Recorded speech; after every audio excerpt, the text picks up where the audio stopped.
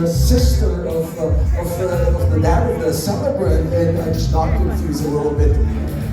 Oh my goodness, such a beautiful family. Of course, ma'am, can I just say, Ma'am Sylvia, you're just very gorgeous this evening.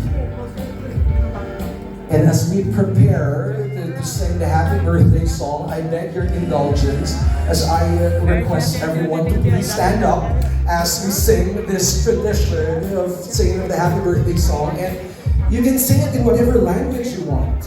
Maybe in English, in Filipino, in German, in Ilocano, in whatever you see. But maybe we can just sing this tradition. And I think we're good to go. Alright. Here. Just making sure the blocking is perfect. We're good? Yes. Alright. Okay, picture first. Doing some pictorials. We'll prepare the chance part. Ready or not? Let's sing the happy birthday song. Yes. Yung isa Mag-artista ba maging sila? doktora, artista, yung isa yung dalawa athlete, karate, yung isa lawyer, di ba, at artista. So bata pa lang may mga ano na sila, gusto na rin nila may mga ganun rin silang pangarap. Yeah, I don't know what they want, but all of them normally wants to be a doctor. But yun nakikita nila na, oh, si mami pala naging artista dati, so they're getting inspired. And I want to give them like, like this is the life that I had in the Philippines, so. Pero as early as now, okay sa inyo na What's that? mag-artista sila? Especially ikaw, lalo. It depends. It really depends. It depends when Ninang asked her. Like normally she will tell me like, "Oy, wag na, Ramona." And sorry. it's alright. So, ganon. Para ganon, wag na muna nak. Pero may interest sila sa showbiz. Sinasabi nila sa'yo na may interesado sila. Yeah, that's the thing. That's why I told Ninang na, Ninang, yung mga bata, parang, Ramona, parang okay ka na. Wag ka nang ganyan. Parang, All of Pero them. personally, ikaw, anong Nararamdaman mo, anong gusto mo? Anong take it's just that whatever the kids want, whatever the kids want, it's fine with me. It's just that when we get back here in the Philippines, the most important thing is the stability. Hindi ba sila dito pinanganak? Dito sila pinanganak. That's why we were mentioned, it's Pastor Fide. So, it's in Makati Med. Okay. So, Ramona, pinapatrain mo sila? Singing, dancing, acting? Yeah, mayroon silang they do karate, they do singing, they do guitar, piano, meron silang activities. Kaya Yeah. Kasi parang sanay sila mag-perform Parang Isa ka hindi sila nahihiya sa mga tao Oh, talaga? Yeah, this is the first time like big production, but the thing is, in school, they normally like sing and do that stuff. Pero bakit hindi na sila nasundan? Ano, choice mo rin ba yun? Or ano? It's hard. It's hard. IVF ba sila? It's Pastor Fide. So, IVF. It's a million. I know. Kasi miracle IVF babies na. ang tawag. $1 million babies. Million peso, That's why we decided I need to go back to the US because oh man, it's hard. It's hard and it's expensive. Pero ikaw naman wala ka ng plano. No, personally me no. I don't want it anymore kasi what Kahit for? with Tita Astor around or meron siya sinasabing No, I told Tita Aster, no, not me, Ninang. I don't want to be in showbiz anymore. Parang, my happiness now seeing my kids, but I want them to get inspired seeing me performing. Oh, that's mommy's doing. So, that's the thing. Like, oh, mommy's doing that. So, mas na-inspired sila. I want them to expose. They have the talent, they have the beauty. Why not? I want them to get exposed. Iba-iba sila personality, no? True, yeah. For Shana, it's like the mommy's girl. Talagang, oh my gosh, it's like, idol na idol niya ako. She will like it. Yeah. So. And then parang mas-showbiz si Fiosel. Si Piosely medyo mahihain. Yan Pero tayo. yung sa gitna. So, Kita si Frederick. Yan, yung mini-meet ko. grabe mag-perform Ang mga ano, di ba ang mga lifting, yung pangalawa. Yan. Yeah, totoong bosses nila yon. We recorded in studio and came out good. So at home sila dito? Sa Philippines? Yeah, because we have a house in DFM's Paranaque. We're still maintaining a house. They have a yaya here. My mom is here back and forth in the Japan, US. So So ano na talagang gusto nila? To pursue their studies or gusto Of nila course, important yung studies, but I want them to get exposed too. You know, you don't know. It's like, so I said, you have beauty, you have talent. Why not get the exposure? So at least, parang, I'm the producer of your show and everything like that. I want them to experience it. What I have here in the Philippines. Si husband ba gusto rin mag-artista yung mga anak niya? My husband is, oh man, Supportive. he's very, very supportive. Kung anong gusto ko, my husband is amazing. That's lang masasabi. Mukha naman talaga. Pero ano na talaga yung ginagawa mo ngayon? Talagang I'm a housewife. Of course, I have a business. My husband is working for U.S. Department of Defense, and he's an engineer. So, hindi mo na-miss ang showbiz? Lalo yung mga friends mo yung na showbiz nandyan ka din. the problem with my friends in showbiz, sabihin nila, "Naku sis, wag ka nang bumalik. Anong pinagagawa mo? Lahat yan. Si Kasi maganda Jessa, na yung life mo. si Jessa, nako, papagalitan ako niyan. Sasabihin niya, sis, anong ginagawa mo? Natutulog ka na lang. Like, sis, please, stop. So, The you know, I'm passion, listening to diba? them, like, Ninang, sasabihin niya ni Ninang, Ramona, wag. Pero maganda na maintain yung friendship mo yun sa showbiz na. Yeah, si Jessa, of course, Asunta, very selective lang yung kinakausap ko kasi very selective. When did you stop? Kailan ka huling nag-showbiz or nag-film? The last movie, The last movie? yeah, I had was like 2005. I guess 2005. Ano yun? Do you remember? I guess Untamed Version. Dalaga ka pa nun. Yeah, but getting married to my husband. Already. Getting married. Yeah, so... Kaya Kaya you ito, stop. parang may napuntahan ko pa yun. Hindi, kay Romel Padilla. Kay Romel Padilla. Yan yung last movie ko. So wala kang planong like mag-produce for a Produce now. That's why Ninang Astor again said, kung galit ka, sabihin mo mag-produce sila. Ah. Yan ang pinapakinggan ko. Sabi niya, kung galit ka sa tao, sabihin mo mag-produce sila or run for politics. So, no, not at all. So No, I don't when want- your kids enter showbiz, you'll be willing to produce? No.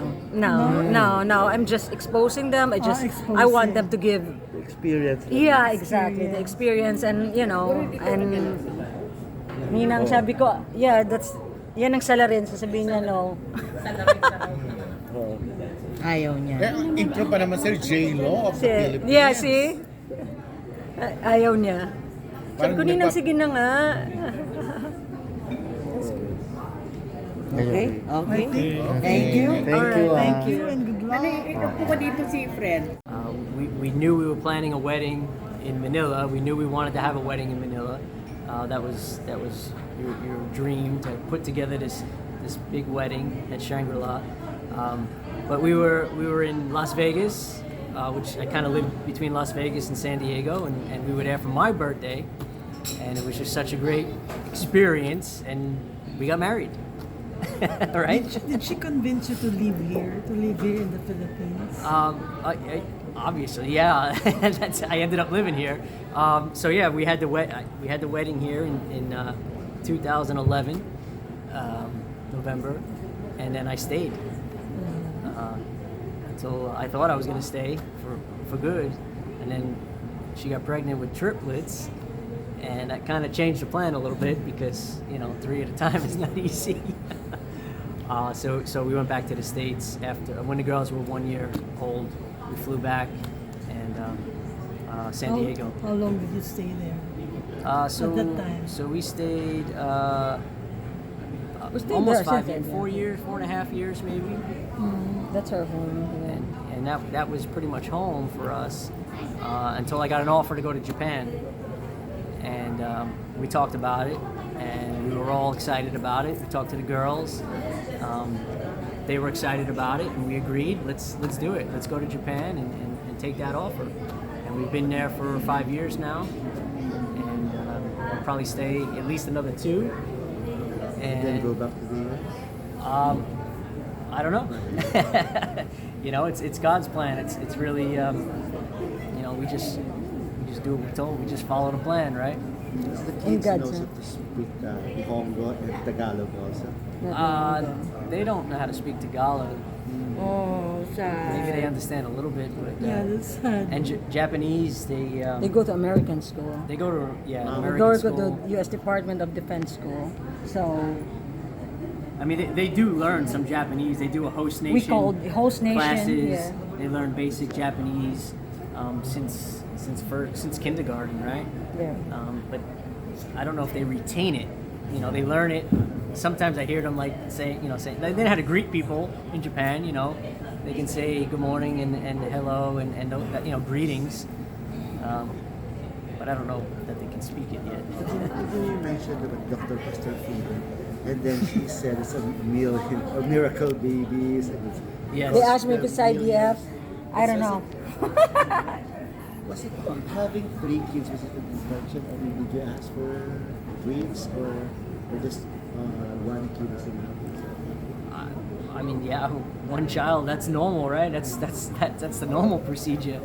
So, you take what you get, right? I mean, if that's like God's plan. If God decides you're going to have 3, then you're going to have 3. So you just have to make the best out of everything. And I couldn't see it any other way. Now that 10 years later, we've been married for 12 years, and I couldn't see it any other way. Were you married here? We married in Las Vegas. We once married in Las Vegas, and we had a wedding here. That's why Ninang asked her became our Ninang here in Shangri-La. A year later, after our wedding, because I couldn't just Fly here. come here right away. I was working in San Diego, so I had to plan it, and that's what we did. We planned it, and you were back and forth at the time, right? Because I was kind of traveling to different parts of America too, so sometimes she'd be in a hotel with me. I'd be somewhere for a few months, and so it was a lot of back and forth. And then finally we had the big wedding, and then I stayed. Now you're working for the U.S. Department of Defense. Department of Defense. Yes. Here. No, No, in Japan. Oh, in Japan. Yes. So you also fly back and forth. Yes. lot. After you guys, well, I mean, this year was kind of a unique, special year because of the birthday party tonight. So I think the kids ended school, and like 2 days later, they were on a flight with my wife and the Yaya flying back here. I couldn't come with them at that time because I wanted to be here longer now after the party. I wanted to be able to stay. So I met them here, and then I'll leave when I have to in a couple of weeks. But then they'll stay here, and then I'll come back, and then we'll fly back home to Japan. So it's a lot of back 2 and flights. forth. Yeah. How hard is it to raise 3 kids at a time? 3 girls at a time. It's hard, but you know what? I don't know. I don't know, like having just one.